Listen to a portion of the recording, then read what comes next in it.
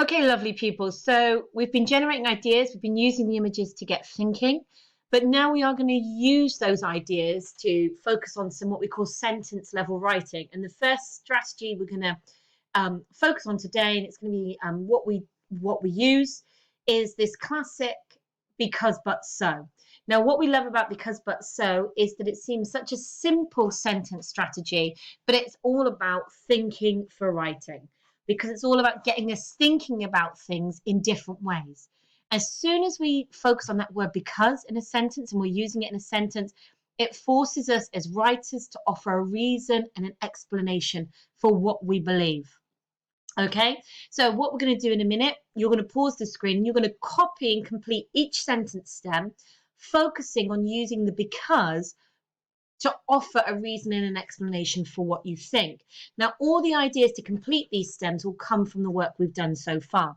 Now, if you look here, I have just circled as well the T at the beginning of sentence number 1 and the end. Now, the end is a gap that you're going to fill in a minute, but I want to remind you as well with sentence level writing, those basics.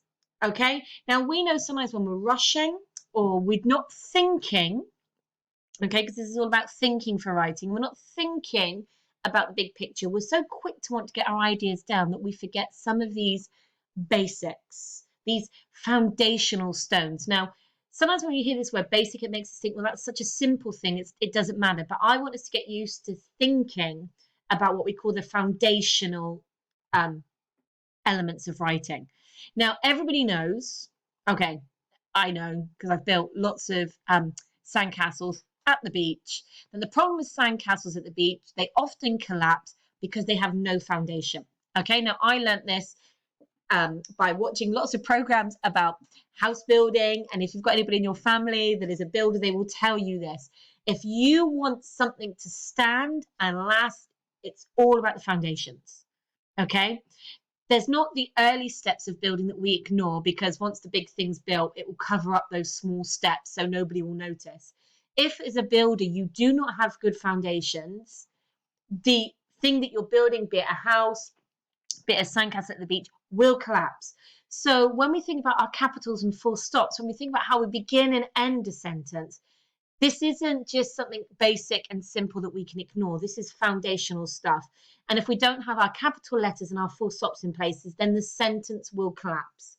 Okay? Now, for us, if we want a real cost to put on that, fast forward to GCSE, that can potentially cost you up to 16 marks of a mark scheme. Okay? At GCSE, you get 16 marks for putting your capitals and your full stops in space in place. Okay, so we're talking at a real cost here that without those foundational elements, you will lose potentially up to 16 marks, which is a huge amount of marks to mess with in an exam. Okay, so as you're copying and completing these sentences, you're going to be thinking about the answer and what you want to commit to paper, but you're also going to be laying the foundations of a good sentence.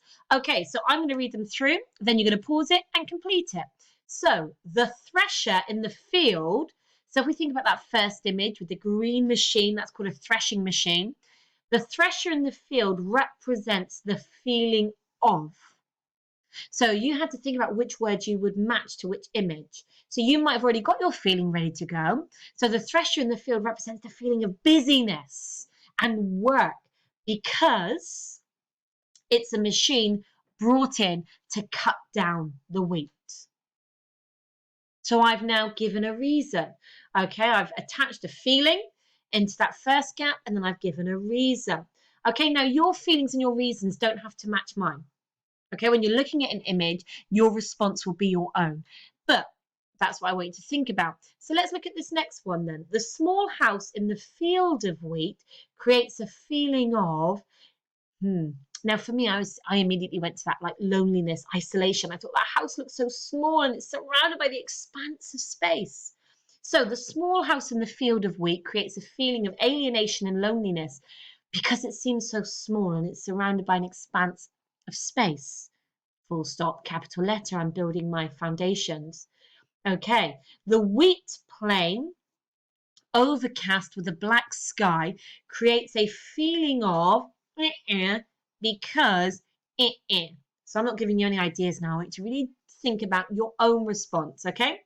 And then lastly, the wheat field with sunset, or the wheat field with a sunset and farm building, creates a feeling of because. Okay, so you're going to pause now. You've got 4 sentences to copy and complete, thinking about the feelings. Now, guys, you'll know how long this is taking you. Okay, so I definitely want you to do one of these sentences. Those of you that are using your time and find this quite quick, push yourself to do maybe 2, 3, or 4 would be brilliant. If you know that you're feeling stressed, just choose one sentence to do, okay? Choose the image that you like best. So at this stage, there might be some different outcomes. Some of you might do all 4. Some of you might just do 1 or 2. Okay, no stress. It's about using that because and offering a reason and an explanation. Off you go, guys. Press pause. Okay, brilliant. I hope you've got some nice explanations. Now, this one, when we do sentence level writing, but, okay, everybody loves a small but. They create a moment of change. They introduce something different. So why we love these is you're looking at the same image, thinking about maybe the same feeling, the same idea, but I want you to look at it differently. Okay, so buts are really good when we're thinking about things because they give us a different lens to look through, a different way of looking at the same information.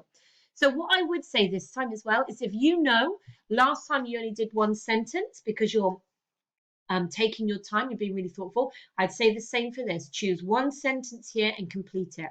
If you're loving the challenge, if you're finding this works for you, you've got lots of ideas, do maybe 2 or 3 sentences, okay? But we definitely want one done just so we get used to using this word but to look differently. So let's just look at my example together. Look, I've put my capital letter and my full stop in now. I've got my foundations in place.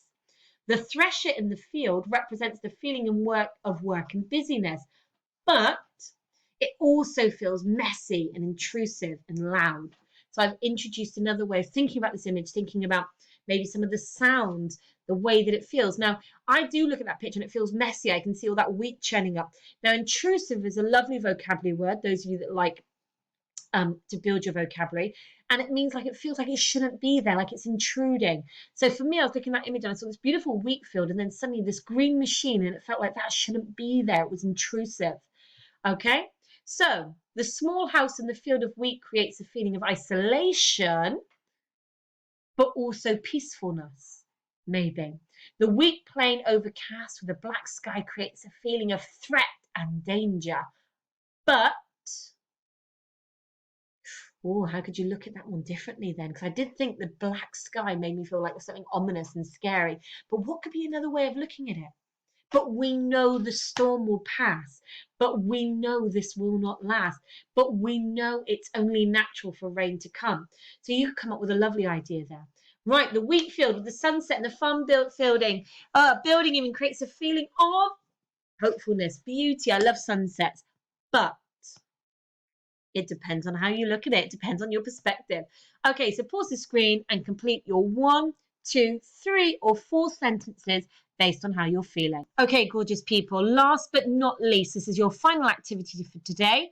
So because but so, you can see they always begin with the same idea, but then that connective, because but so, means you're looking at the information with a slightly different lens. Because, explanation, reason, but changing direction. So is used to offer a consequence or an outcome.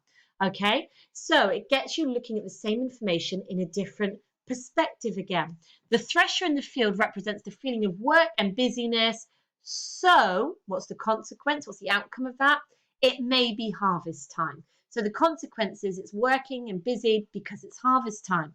The small house in the field of wheat creates a feeling of alienation. So the people in the house feel isolated. The people in the house are unhappy.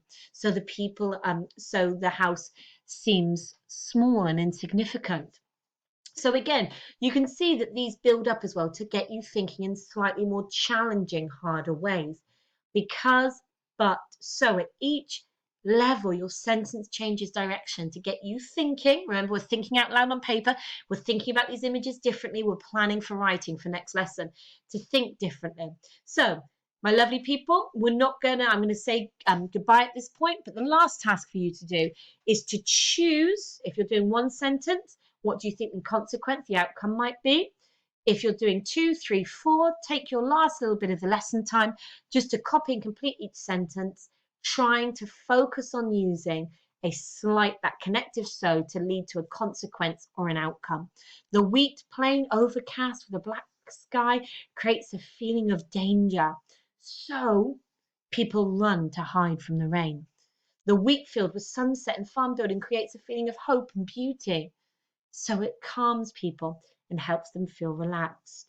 Okay, brilliant. I look forward to seeing you guys tomorrow. And what we're going to do is we're going to take these ideas, we're going to use these same images and start to build some descriptive sentences. Have a really good day, guys, and thank you for working so hard. Bye.